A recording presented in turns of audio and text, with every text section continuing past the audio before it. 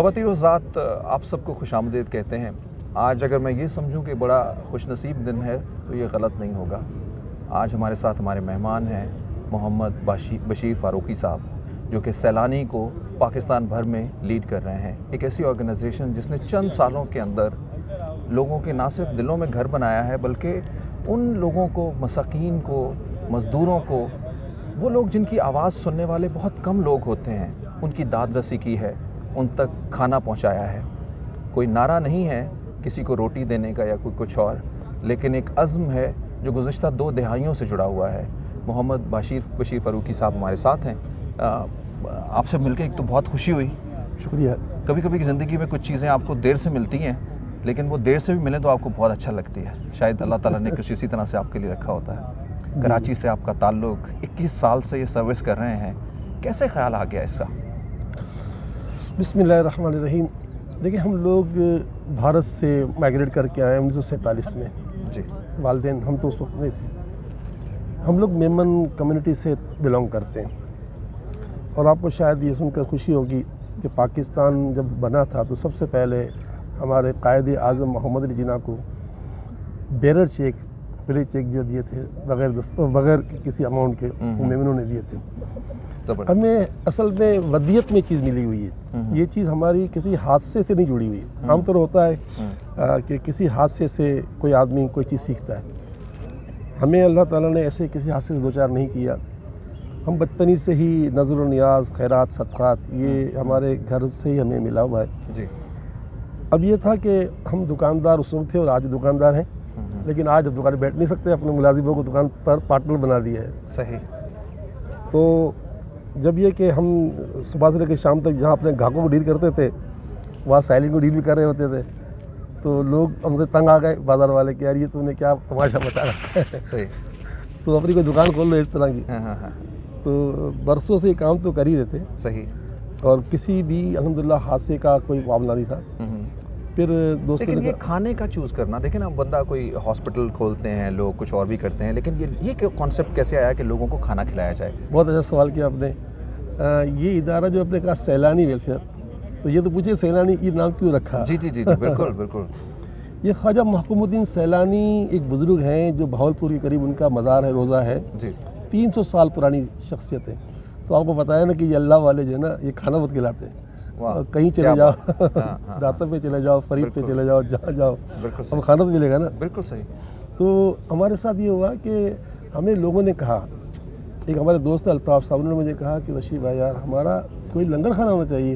دوستوں نے کہا یار صبح سے لوگ شام کو آ رہے ہیں، کوئی الیکٹرک کی بل کے لا رہا ہے، کوئی گیس کی بل کے لا رہا ہے، کوئی بچی شادی کے لیے آ رہا ہے، کوئی راشن کے لیے آ رہا ہے، وہ بیٹھا ہوا ہے، دوپہر کا ٹائم ہو گیا، بھوک تو لگے گی نا۔ اچھا وہ ویسے ہی کرایہ مشکل سے لے کر آیا، وہ کیا کھائے گا؟ تو کھانا شروع کر دیں۔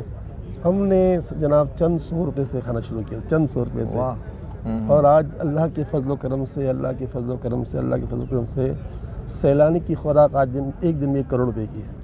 ماشاءاللہ ماشاءاللہ۔ چند 100 روپے سے ہم چلے تھے، آج ہمارا 1 کروڑ کا پر ڈے فوڈ ہے۔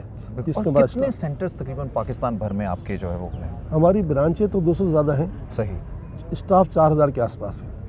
پاکستان کے بعد ہم وہاں پر بھی ہیں، برطانیہ میں بھی ہیں، ٹرکی میں بھی ہیں، جارڈن میں بھی، تو شام میں۔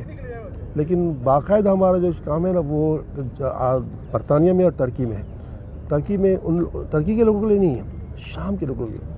ہم نے وہاں کی ریاست سے مل کر وہاں ایک بریڈ پلانٹ بنایا ہے، جس میں پر ڈے 1 لاکھ روٹی پک سکتی ہے اور 40,000 کا فوڈ پک سکتا ہے۔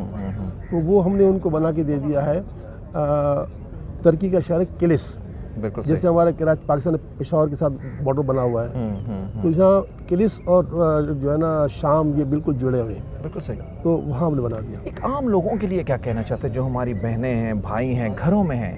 سیلانی تو ایک آرگنائزیشن ایک بن گئی، لیکن یہ وہ کام ہے جو آج نہیں بلکہ صدیوں پہلے ہمارے نبی صلی اللہ علیہ وآلہ وسلم نے لوگوں کے ساتھ حسن سلوک کر کے، ان کو کھانا کھلا کے، ان سے پیار کر کے لوگوں کو درس دیا ہے۔